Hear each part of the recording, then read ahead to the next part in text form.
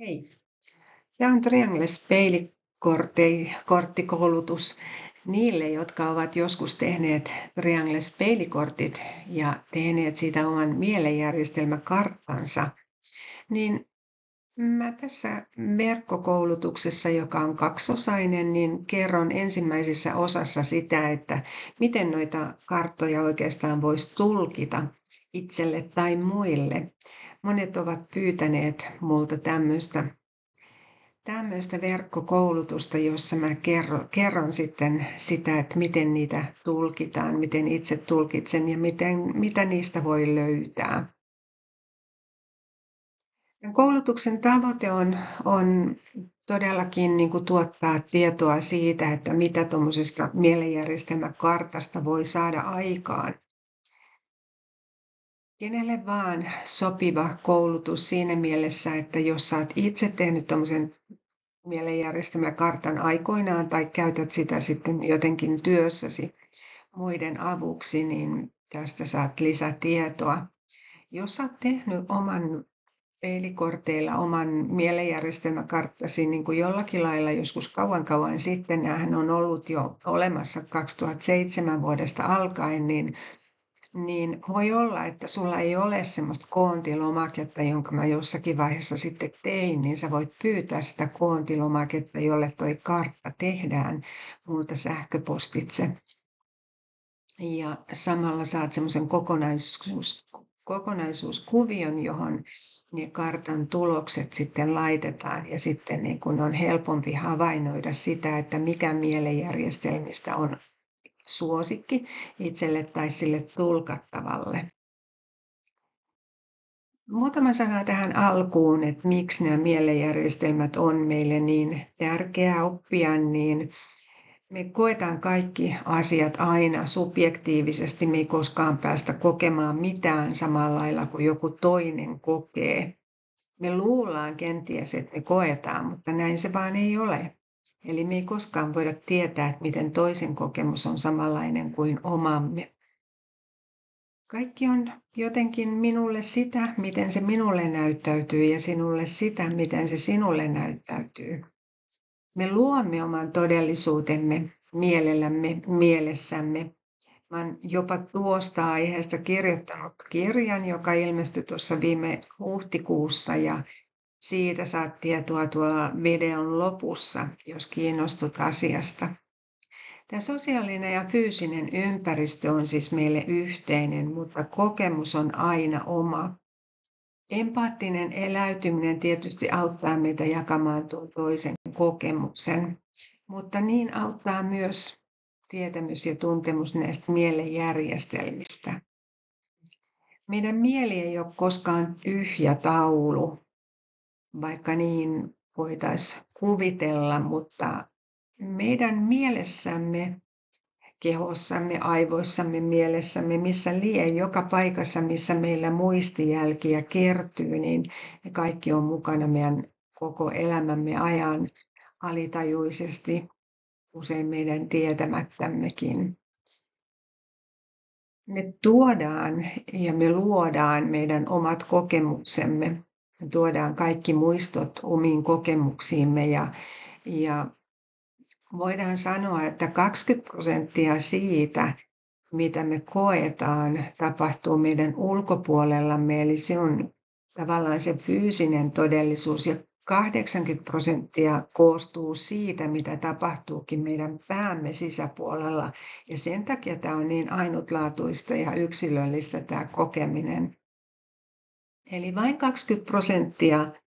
tässä nyt hetkessä, tässä fyysisessä todellisuudessa on mahdollista olla meille samaa, ja 80% muodostuu siitä, miten me itse koetaan. Ja se, miten me koetaan, niin perustuu siihen, mitä muistoja meillä on sieltä menneisyydestä, miten meidät on ohjelmoitu me itse tai joku muu, mitä me ollaan opittu, mitä me ollaan koettu, minkälaisia uskomuksia meille on syntynyt, miten kulttuuri ja ympäristö on meihin vaikuttanut ja jopa miten perimä on meihin vaikuttanut.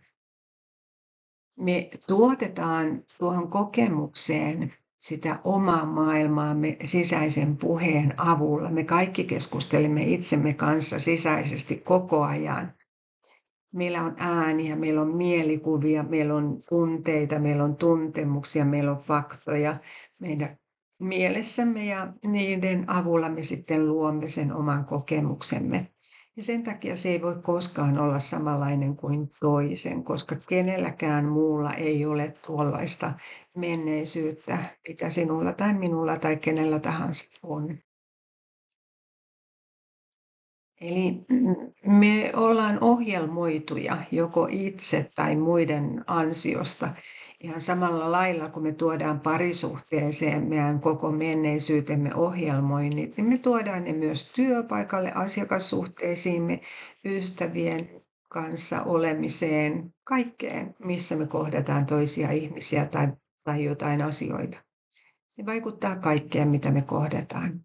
Eli kaikkiin uusiinkin tilanteisiin me tuodaan kaikki meidän kokemuksemme mukana. Ja sen takia on hyvä sitten niin kuin ajatella jotakin tämmöistä lajityypillistä, että miten me koetaan jotakin asioita, että me opitaan ymmärtämään itseämme ja muita. Mä kerron näistä reaalispeilikorteista vähän, eli nehän on kortit, joissa on havaintoja, niissä on tehty havaintoja ihmisen käyttäytymisestä arjessa. Ja niissä on digivisuaalinen mielenjärjestelmä, joka on tämmöinen ajatteleva mielenjärjestelmä, ja tunnevisuaalinen mielenjärjestelmä, joka on ikään kuin kuvitteleva osa meitä. Niissä on tunnekinesteettinen. Me koetaan, eletään, eläydytään meidän tunnekinesteettisellä mielenjärjestelmällä. Liikekinesteettinen mielenjärjestelmä saa meidät tekemään, aikaansaamaan, suorittamaan.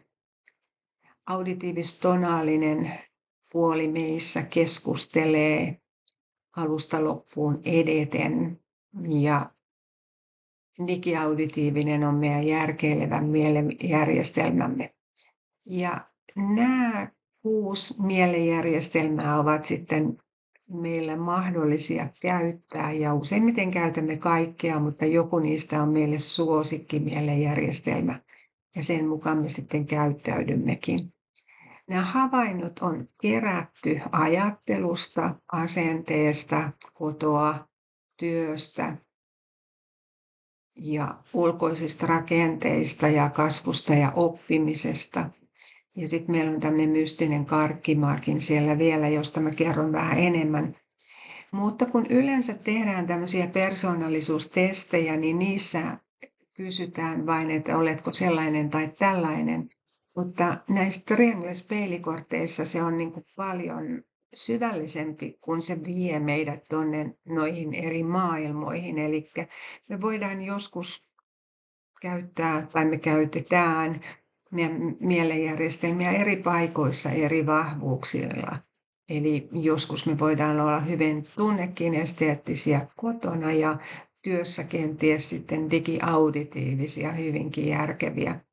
Eli sen takia tämä on niin monipuolinen tämä tapa tutkia itseä ja ihmisiä. Tuo mielenjärjestelmäkartta kannattaa tehdä niin, että kun saa käteensä nuo triangle-peilikortit, niin ne voi järjestää ensin, koska ne on aina painon jälkeisessä järjestyksessä.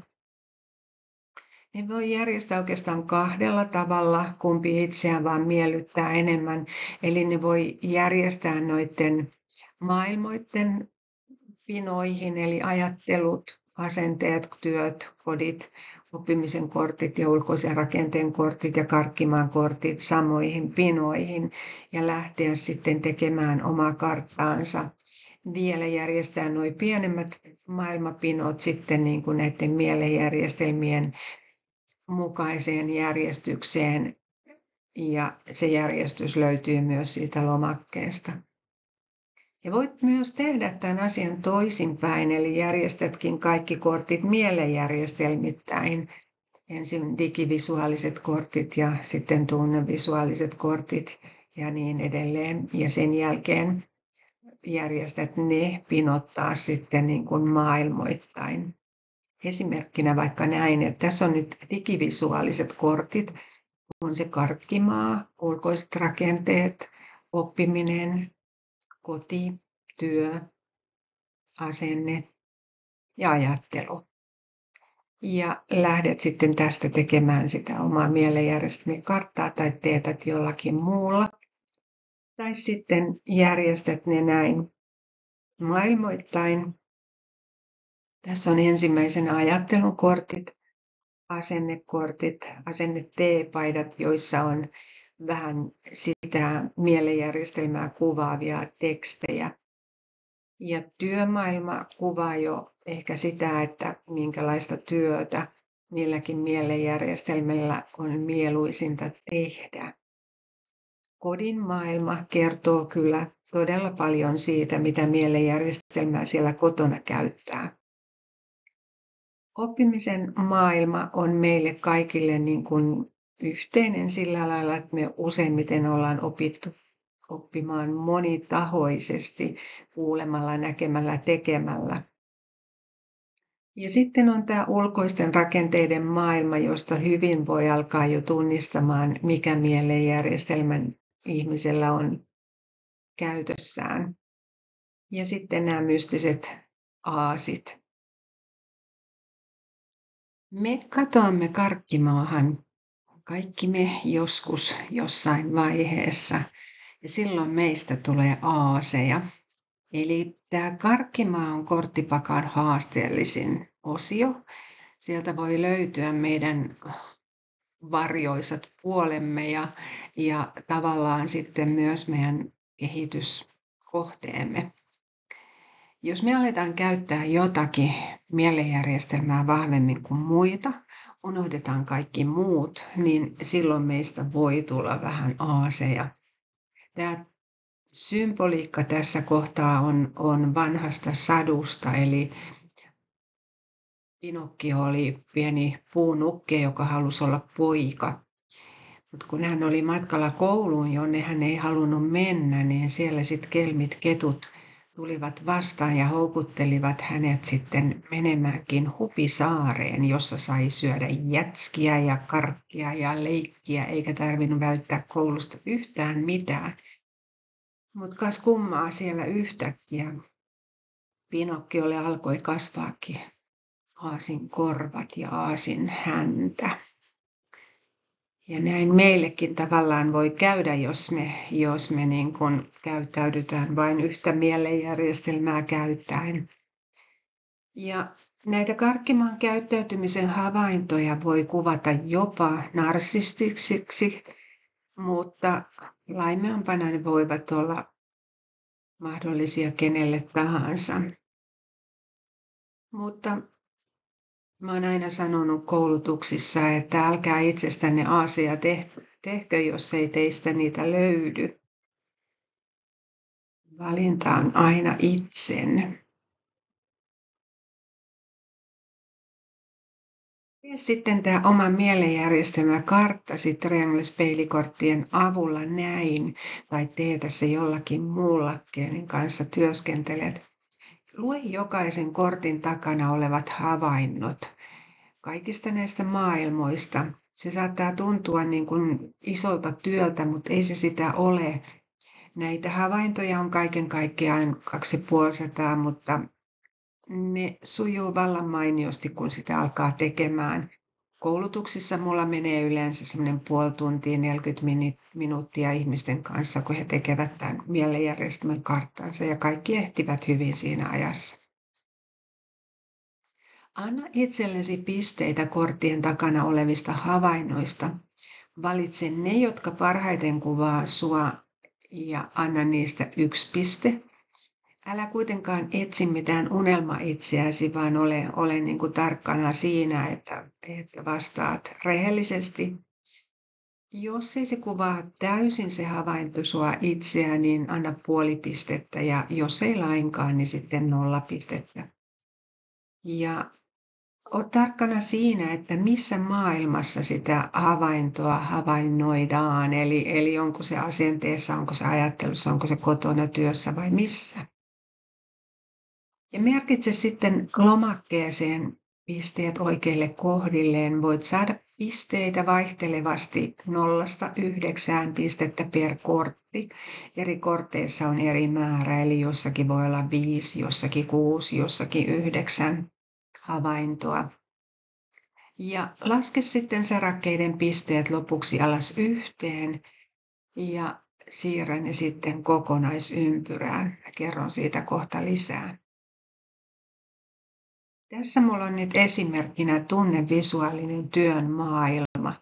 Ja ne havainnot tuolla kortin takana on tämän kaltaisia, että töissä kykenen tekemään monia asioita yhtä aikaa, vähän kaikkea. Jos se pitää sun kohdallasi paikkansa, niin anna siitä itsellesi piste. Jos et sä ole työmaailmassa, niin sä voit ajatella sitä arjen tekemistä. Usein kuvittelen tekeväni enemmän, mitä lopulta saan aikaan. Jos se pitää paikkaansa, niin 1 piste, puoli pistettä, 0 pistettä sen mukaan, miten se sua kuvaa.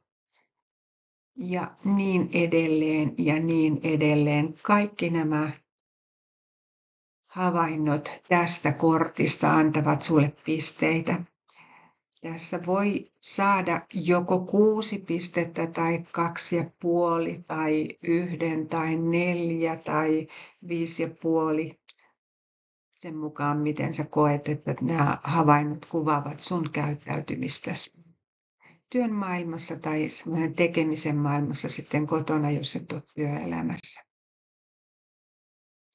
Tässä on esimerkki lopputuloksesta ja siitä, miltä sun karttas voi näyttää tai sen ihmisen, jota tulkitset. Nämä muutamat esimerkit, joita mä tässä kerron, niin ovat ihan aitoja, todellisia karttoja, jotka jotkut ihmiset ovat tehneet, ja mä oon ne poiminut tähän verkkokoulutukseen esimerkiksi. Tässä voit havaita sen, että siellä on paljon nolliakin ja puolikkaita yhtä pistettä, mutta on myös sitten ihan 7 ja 5 ja 6. Eli todellakin tämä kartta on tehty ihan oikein. Ja lähdetään sitten vähän tulkitsemaan tätä. Eli tutkitaan ensimmäiseksi nämä 3 ensimmäistä saraketta, eli digivisuaalinen, tunnevisuaalinen ja tunnekinesteettinen. Niistä syntyy se pistemäärä, mikä kuvaa sitä, että kuinka vahva oikea aivopuolisko sulla on, eli onko se dominoiva vai onko se vähemmän dominoiva. Ja tällä henkilöllä tässä se on hyvinkin dominoiva, eli 87,5 tulee näistä pisteistä sitten. Ja sitten tutkitaan se vasen aivopuolisko ja se tulee näistä 3 seuraavasta, eli liikekinesteettinen, auditiivis-tonaalinen ja digiauditiivinen mielenjärjestelmä ovat meidän vasemmalla aivopuoliskollamme. Ja tietysti se, että mitä tuo sitten tarkoittaa ihmisen käyttäytymisessä, niin se tarkoittaa sitä, että oikea aivopuoliskohan on meidän tunne- ja luova puoliskomme. Siellä on kaikki värit ja tunteet ja siellä on ihmiset ja ihmisten asiat ja siellä on niin kuin, kyky havainnoida niin kuin näköaistin avulla paljonkin ja siellä on intuitio on sillä puolella meidän aivoissamme. Ja tässä vasemmalla puolella on kaikki järki siinä muodossa, miten me ihmiset se ajatellaan. Eli siellä on lait ja asetukset, toimintatavat, tottumukset, rutiinit. Ja siellä on myös meidän puhe, meidän keskustelu on tuolla puolella. Mä kerron kohta siitä lisää. Sitten me tutkitaan seuraavaksi tästä kartasta, että mikä energia on vahvin. Tällä henkilöllä tunneenergia on selkeästi vahvin. Siitä tulee 55,5 pojoa ja se lasketaan yhteen näistä tunnevisuaalisesta ja tunnekinesteettisen sarakkeesta. Ja tahtoenergia on tällä henkilöllä niin kuin aika alhainen, ei niin paljon käytössä kuin tunneenergia, eli vain 11 pistettä tulee. Ja se lasketaan liikekinesteettisyydestä ja auditiivistonaalisuudesta, jotka sijaitsevat meidän aivoissamme tuolla tahtoenergian alueella. Ja viimeisenä sitten on tämä ajatteluenergia, joka muodostuu digivisuaalisesta ja digiauditiivisesta. Ja tällä henkilöllä se on toisiksi vahvin energia. Näin me pystytään niin kuin vähän jo kertomaan ihmiselle, että minkälainen kartta hänelle on syntynyt, mitä tämä kartta kertoo hänestä. Ja jos me katsotaan sitten tuota liikekinesteettistä pistemäärää tämän henkilön kohdalla, niin se on alhainen, eli hän ei saa aikaan, ellei hän löydä tunteella sille tekemiselle merkitystä. Eli se täytyy olla jotenkin merkityksellistä tunteilla hänelle. Ja sitten kun hän löytää sen tunteella merkityksen, niin hän kyllä saa aikaan. Hänellä ei ole mikään tämmöinen tottelevaisuus tärkeää. Me löydettäisiin tuolta auditiivis-tonaalisesta lokerosta paljon enemmän pisteitä, jos tämä tyyppi olisi hyvin tottelevainen. Eli hän tavallaan luo sen oman todellisuutensa niin, että hän näkee, miten asiat ovat, ja hän on todennäköisesti hyvin vahva ongelmanratkaisija, eli hän saattaa jopa rakastaa ongelmia, mutta hän ei lähde sitten tekemään, jos ei jostain asiasta tule ongelma. Ja jotenkin tämä kartta kertoo myös sitä, että hänelle sopivia töitä on tämmöiset kehittäjän työt, jossa hän pystyy uudistamaan ja kehittämään ja kokoamaan kaikkia asioita yhteen ja tuottamaan niistä sitten jotakin uutta. Hän ei ole sääntöjen noudattaja missään tapauksessa, ja hänen kaikista haasteellisimmat ihmissuhteensa tulevat tuolta auditiivis-tonaalisuudesta ja digiauditiivisuudesta, koska hänellä on niitä vähän. Ja totta kai hänkin sitä aluetta varmasti niin kuin käyttää, mutta se ei ole mitenkään hänen suosikkinsa, ja niin hän ei elämäänsä näe. Jos me katsotaan tuota kasvun ja oppimisen saraketta, niin siellä on pisteinä 3,5 tuossa auditiivis-tonaalisuudessa. Eli se tarkoittaa sitä, että hän on oppinut oppimaan myös kuulemalla.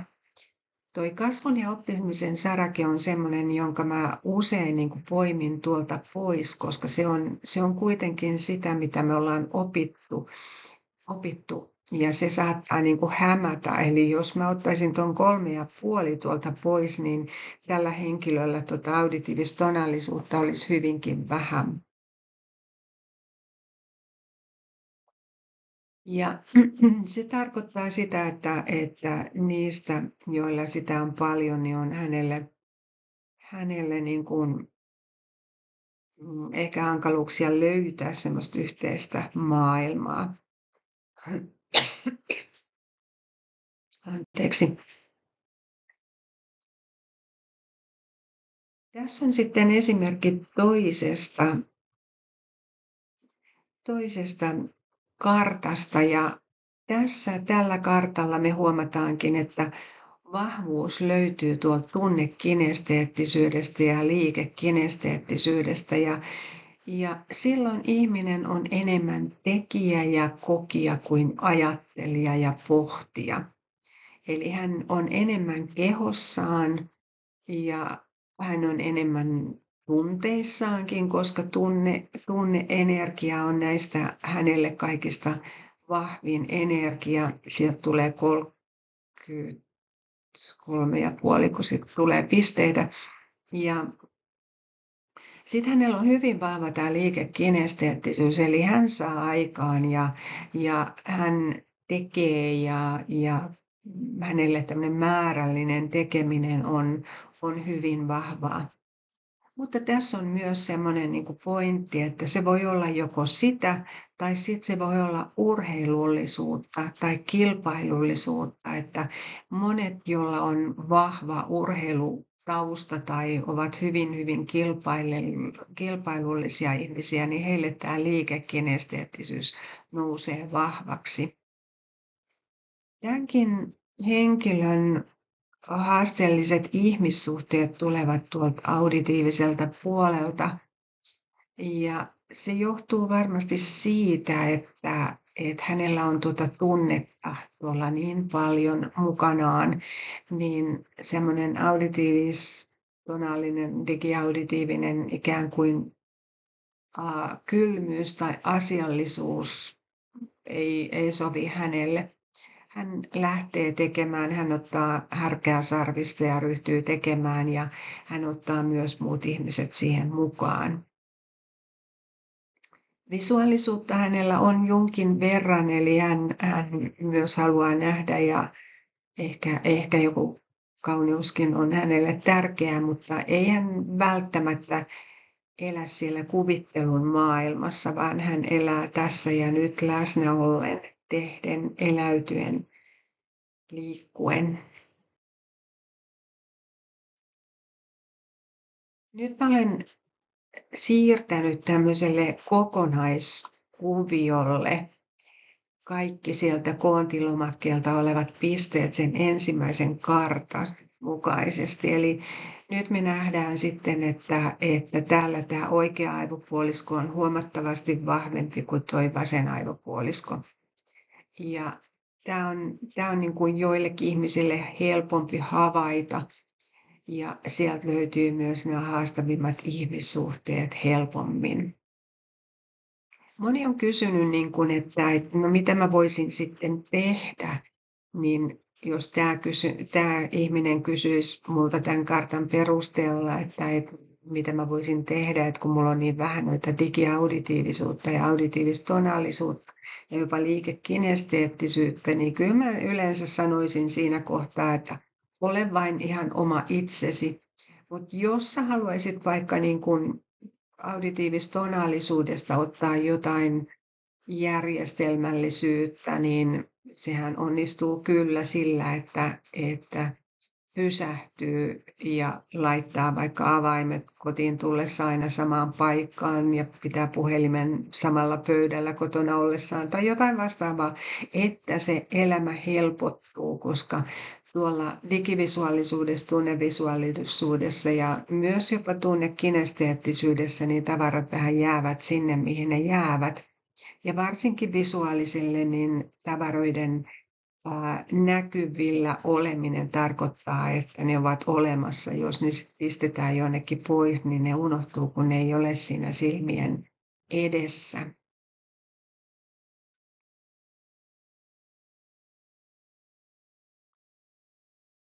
Eli meillä oli täällä nyt vahvuutena visuaalisuus, hyvin vahva näkemisen kyky ja kokonaisuuksien hahmottamisen kyky.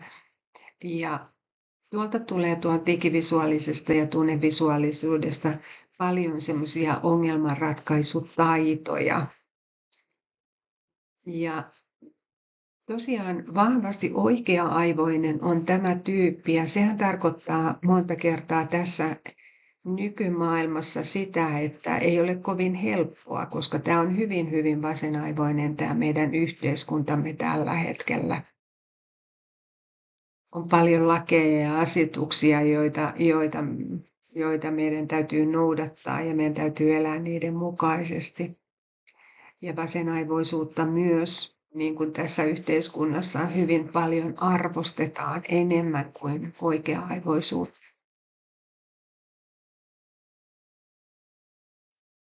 Vahvin energia tosiaan tällä henkilöllä on tuo tunneenergia ja toisiksi vahvin on tämä ajatteluenergia, joka syntyy tuolta ylhäältä. Eli hän on hyvin vahvasti jäsentävästi ajatteleva ihminen, mutta hänellä on myös tämä mielikuvituksellinen puoli vahvaa. Heikoin on tosiaan tämä tahtoenergia ja mä olen usein sanonut sitä, että tahtoenergiaa kyllä voi niin kuin aktivoida itsellään sillä lailla, että tekee jotain fyysistä. Eli lähtee vaikka hakkaamaan halkoja, haravoimaan pihaa tai lähtee lenkille tai punttisalille, niin se henkinen tahto myös sieltä niin kuin vahvistuu tämän fyysisen tahdon avulla, ainakin tilapäisesti.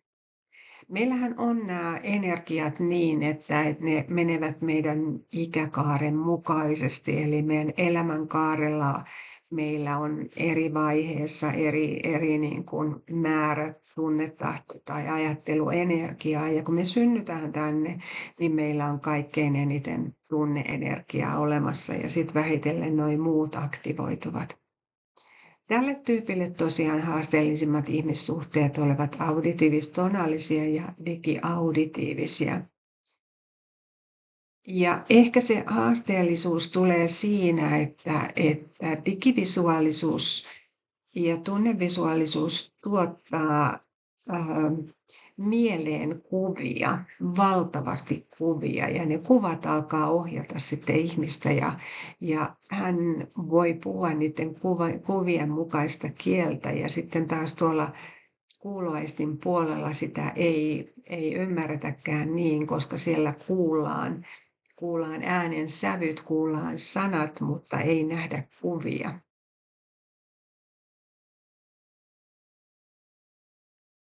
Mä otan tähän sitten tämmöisen kartan, jossa niin kuin tällä henkilöllä onkin hyvin, hyvin vahva auditiivisuus.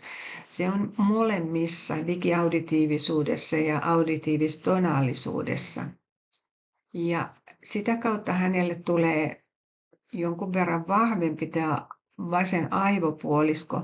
Oikea aivoisuus on vähän vähemmän, silläkin on ihan hyvin pisteitä, eli hän käyttää sitäkin puolta itsessään hyvin hyväkseen. Mutta tuo on se särmä, tuolla hän elää elämäänsä, eli tuolla järjestyksen ja oikeassa olemisen ja oikein tekemisen ja alusta loppuun etenemisen maailmassa. Eli tuollahan on meillä paljon sellaisia töitä, joita ihmiset voivat tuolla alueella hyvinkin tehdä tai jotka työt kiinnostavat. Digiauditiivisuuteen kuuluu kaikki niin kuin lait, asetukset ja politiikka ja tutkijat voivat olla tuolla, matematiikot, koska matemaattisuus on tuolla meidän auditiivisella puolella. Monet semmoiset, joissa pitää tehdä oikein. Siellä on jopa sitten niin kuin peruskoulun opettajat, joiden täytyy opettaa kaikki aina oikein. Ja siellä on myös sitten sairaanhoitajat, lääkärit, kaikki tämän tyyppiset tekijät.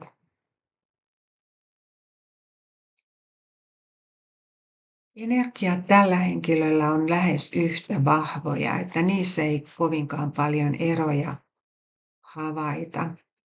Ja haasteellisimpia ihmissuhteitakaan ei periaatteessa ole, ellei sitten niin kuin ne synny täältä tunnevisuaalisista ja tunnekinesteettisistä, koska kyllä tuolla niin kuin noilla lukemilla ihminen on aika lailla asiallinen, eli tavallaan semmoinen ammatillisuus ja asiallisuus niin kuin ovat päällimmäisenä. Järki ja tunne todennäköisesti on jollakin lailla niin kuin haasteellisia omassa päässään, eli ne voi taistella vähän keskenään, mutta todennäköisesti näillä luvuilla järki voittaa. Tahtoenergia on tuolla tottelevaisuuden puolella, eli auditiivis-tonaalisuudessa. Noudatetaan sääntöjä, kysytään, että miten tämä tehdään, kun tämä tehdään oikein. Ja aikaan saadaan tottelemalla. Tekeminen ja eläytyminen ja kokeminen ei ole niin vahvaa kuin tämä järkeistäminen ja järjestely ja alusta loppuun eläminen.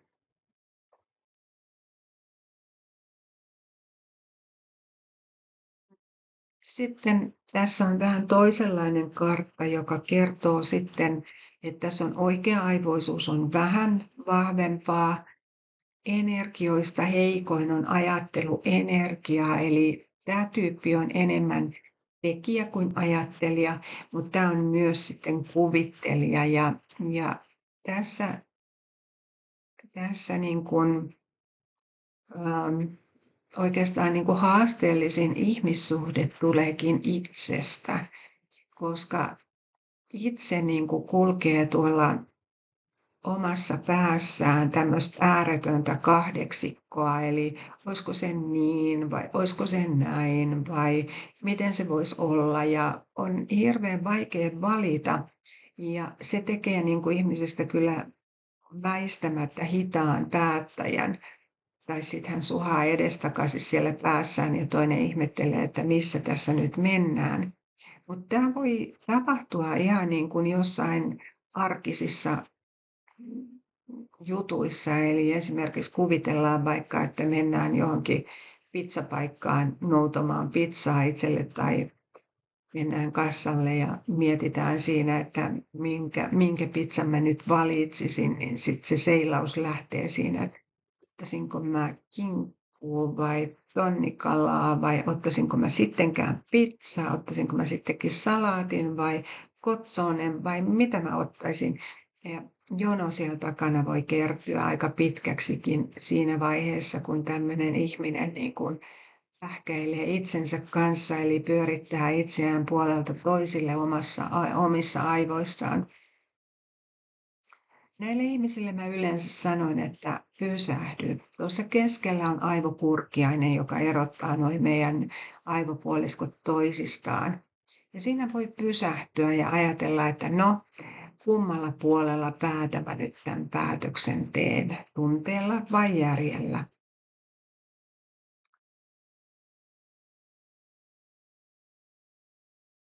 Todennäköistä on myös sitten se, että tämän kaltaisella kartalla oleva henkilö ei ehkä tiedä, että mitä hänestä isona tulisi, koska hän periaatteessa voi tehdä noita tarkkoja auditiivisia töitä, mutta sitten hän voi olla myös tuolla tunnevisuaalisen töiden puolella, jotka ovat hyvinkin asiakaspalvelutöitä tai tämmöisiä luoviakin töitä.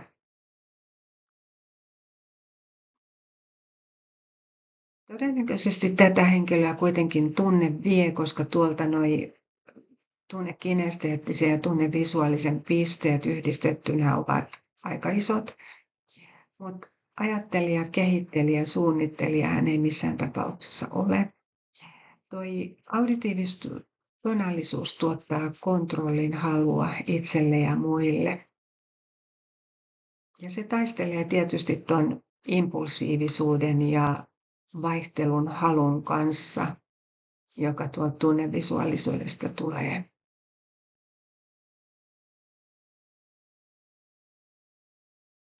No sitten on tämmöinen kartta, jossa nämä mielenjärjestelmät ovat hyvinkin tasaisia, eli käyttää aistejaan ja energioitaan tasaisesti. Vahvuudeksi nousee ehkä tuo tunnevisuaalisuus, mutta se voi tuottaa enemmänkin tämmöisen pienen särmän siihen ihmiseen, eli hän voi hyvinkin kuvitella tapahtumia etukäteen, voi kuvitella keskusteluja, joita hän käy ihmisten kanssa etukäteen. Mutta tässä niin kuin aavistuksen verran on oikea puoli aivoista niin kuin vahvempi, mutta ei paljon. Ja tämän tyyppisellä ihmisellä, jolla nuo aistit ja energiat on noin tasaisesti käytössä, niin ei todennäköisesti hirveän haasteellisia ihmissuhteita tulekaan, ellei sitten niin kuin ne tule siitä, että ei ymmärrä ihmisen erilaisuutta, olettaa, että kaikki on samanlaisia kuin hän itsekin. Ja jos tässä tapauksessa tuo tunnevisuaalisuus putoisi tuonne samoihin lukemiin kuin 14-15 jonnekin tuonne määriin, niin tässä olisi sitten karttana semmoinen diplomaatin kartta, eli tasaisen ihmisen kartta, joka tulee kenties kaikkien kanssa toimia ja voi olla jopa vähän peesailijakin ja voi periaatteessa tehdä mitä tahansa työtä, mutta ei välttämättä niin kuin loista missään, ja se saattaa olla itselle vähän semmoinen hankaluuskin, että ei missään ole omasta mielestään ainakaan tarpeeksi hyvä, on kuitenkin riittävän hyvä missä tahansa työssä.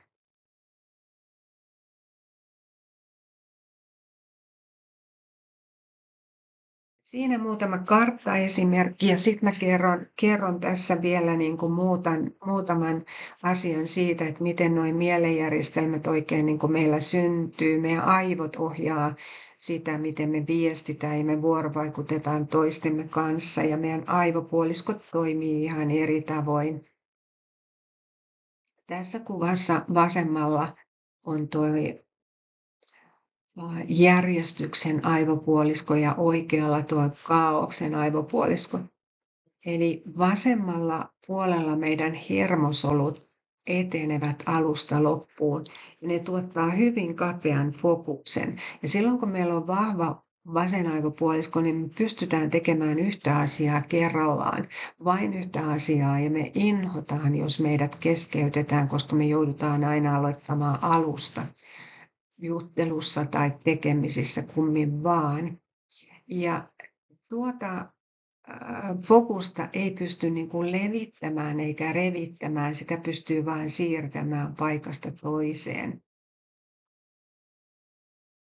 Mutta täysin toisin on sitten täällä meidän oikealla aivopuoliskolla, jossa on ihan samanlaisia hermosoluja, mutta ne hyppivät, pomppivat sinne tänne, synapsit liittää ne tänään näin, huomenna noin toisiinsa. Eli siellä eletään sekä että elämää ja tuolla vasemmalla aivopuoliskolla taas joko tai. Asiat ovat joko niin tai asiat ovat näin. Ei koskaan sekä että, eihän se ole mahdollista. Pahimmillaan tietenkin tuolta vasemmalta aivopuoliskolta voi tulla semmoinen tiukka järjestyksen ihminen ja oikealta aivopuoliskolta, jos sitä vahvasti käyttää, niin äärettömän impulsiivinen ja vaihtelun haluinen ja ailahtelevakin tyyppi.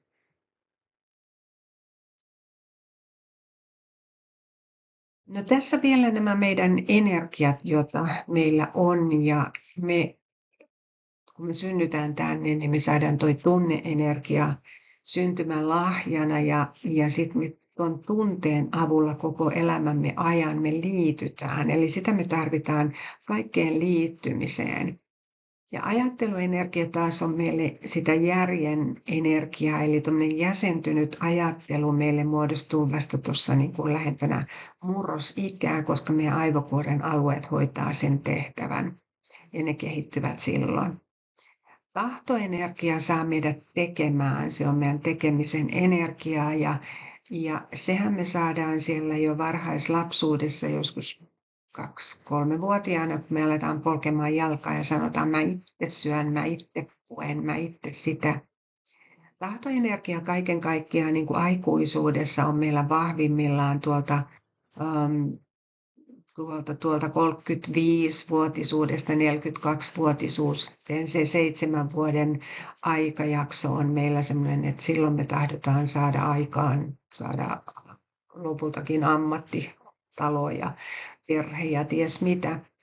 Mutta sitten vähitellen me taas mennään niin kuin iän myötä myöhemmin tuonne ajatteluenergian kautta tuonne tunteeseen. Eli sanotaan, että meistä tulee lapsia jälleen. Mutta nämä on eri vahvuisia eri ihmisillä. Jollakin toi tunneenergia on vahvin, jollakin ajatteluenergia eli järki ja jollakin taas tahto. Mutta ne ei ole koskaan semmoinen stabiili, ne ei ole koskaan 33,3%, vaan ne vaihtelee. Ja sen takia joskus joku ihminen sanoo, että hänen karttansa on tässä vaihtunut.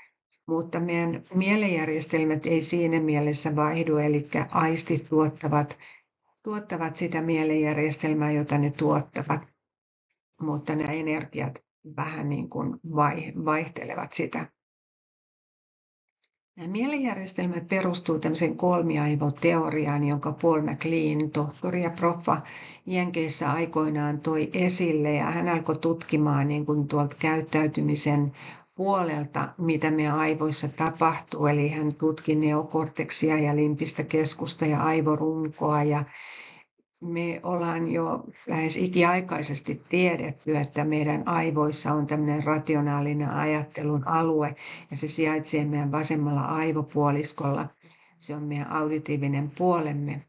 Ja sitten meillä on tämä meidän visuaalinen puolemme, se sijaitsee oikealla aivopuoliskolla ja se tuottaa meille tämmöistä intuitiivista ajattelua. Meidän aivoissa meidän vanhimpia aivojen alueita on limbinen järjestelmä, jossa on kaikki meidän tunteet ja tuntemukset, mielialat, mielihyvät. Ja sitten meillä on tietysti vielä meidän toinen vanha alue, joka on meidän aivorungon alue. Siellä on kaikki automaattisuus, meidän tavat, rutiinit, rituaalit, jopa meidän hengitys ja kehon lämmönsäätely sijaitsee sillä alueella.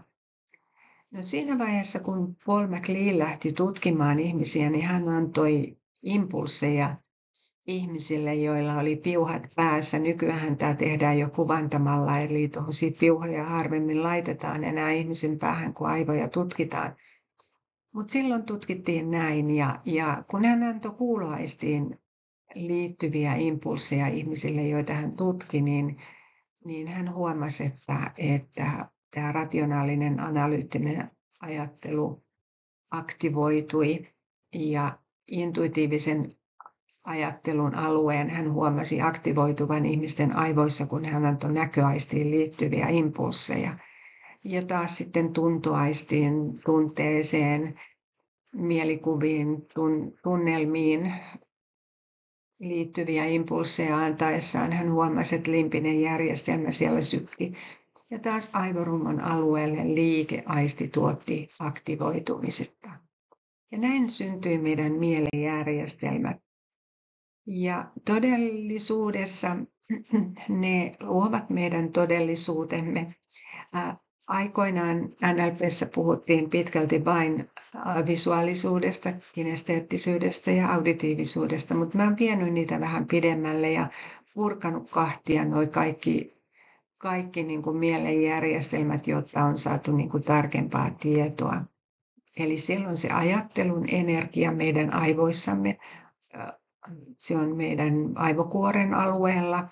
Sitten meillä on tämä limbisen alueen tunnealue aivoissamme ja tahdon alue on siellä aivorungon alueella. Ja kun me yhdistetään tämä tieto, että jollakin ihmisellä näköaisti on se kaikista vahvin aisti, suosikkiaisti, ja hänelle kenties sitten ajatteluenergia on vahvin energia, niin sieltä me saadaan digivisuaalinen mielenjärjestelmä. Toisella ihmisellä voi olla myös näköaisti äärimmäisen tärkeä, mutta sitten energioista onkin tunneenergia kaikkein tärkein, niin hänestä kyllä väistämättä tulee tunnevisuaalisuutta käyttävä. Ja kun me otetaan meidän tuntoaisti tunnepuolelta ja liitetään se vielä tunneenergiaan, niin me saadaan tunnekinesteettisyys mielenjärjestelmistä aikaan. Ja liikeaisti yhdistettynä tahtoenergiaan tuottaa meidän liikekinesteettisyyden. Kuuloaisti yhdistettynä tahtoenergiaan tuottaa meille auditiivis-tonaalisuuden. Ja vielä yksi on tämä kuuloaisti, mutta järki tärkeänä tuottaa meille tämän digiauditiivisuuden. Eli tässä tämä niin sanottu kokonaiskuva näistä meidän aivoista, eli siellä on noi kaikki energiat ja siellä on kaikki mielenjärjestelmät. Nämä mielenjärjestelmät kaiken kaikkiaan on tavattoman helppo oivaltaa, kun pitää mielessään sen, että digivisuaalisella se näköaisti ja ajatteluenergia on ne voimat, millä hän maailmaansa luo. Puhe on sen mukaista, eli kaikki näyttää joltakin. Tunnevisuaalisella se samainen näköaisti on tärkeä, mutta tunne voittaa järjen. Tunnekinesteettisellä tuntoaisti ja tunneenergia niin kun tuottavat hyvin tuntevan, läsnä olevan ihmisen. Ja sitten mennään aivojen toiselle puolelle. Siellä liikekinesteettisyydessä liikeaisti ja tahtoenergia ovat niitä kaikkein tärkeimpiä. Ja ne tuottavat tietysti liikkuvan, tekevän, aikaansaavan ihmisen. Auditiivis-tonaalisuudessa oli se kuuloaisti ja tahtoenergia.